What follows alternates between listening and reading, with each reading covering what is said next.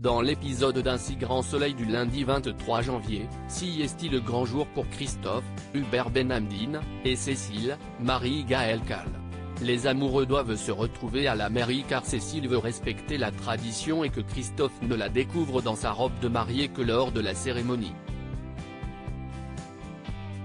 Elle part donc chez Margot, Clara Botte. Dans le même temps, Christophe commence à s'inquiéter sérieusement pour Charles-Nicolas Lancelin, qui ne répond pas à ses appels. Séquestré par Darius, le jeune homme supplie ce dernier, qui se tient devant lui avec un couteau de boucher, de le laisser partir et lui jure de se taire. Acculé par le malfrat, Charles finit par lui révéler ce qu'il sait à son sujet, à savoir qu'il a dressé Ziggy pour qu'il se retourne contre son maître et le tue. De son côté, Christophe se gare à proximité du domicile de Darius. Il enfile ses gants en latex et prend une boîte contenant une seringue. D'un pas déterminé, il se rend chez lui. Alors qu'il entend des éclats de voix, il s'empare d'une bûche. Alerté par un bruit suspect, Darius décide d'aller voir ce qui se passe. Mais Christophe le prend à revers, le frappe plusieurs fois et l'assomme, avant de lui injecter un produit létal et de faire tomber le corps inerte du haut des marches. Après avoir retiré ses gants, le vétérinaire part délivrer Charles. Il annonce à son apprenti que Darius est mort, lui faisant croire que ce dernier s'est jeté sur lui mais qu'il a réussi à le repousser et qu'il est tombé dans l'escalier. Paniqué, Charles veut appeler la police. Il est convaincu qu'en leur disant la vérité, ils comprendront. Mais Christophe tente de le convaincre que la légitime défense sera difficile à prouver.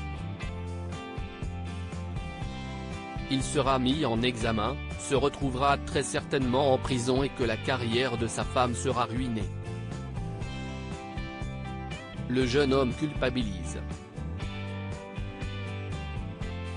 S'il n'était pas venu là, il ne serait pas dans cette situation.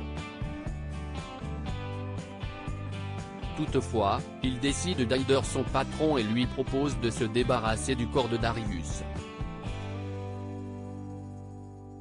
Ils enroulent donc son cadavre dans un tapis, prennent soin de nettoyer leurs traces puis partent l'enterrer dans un sous-bois.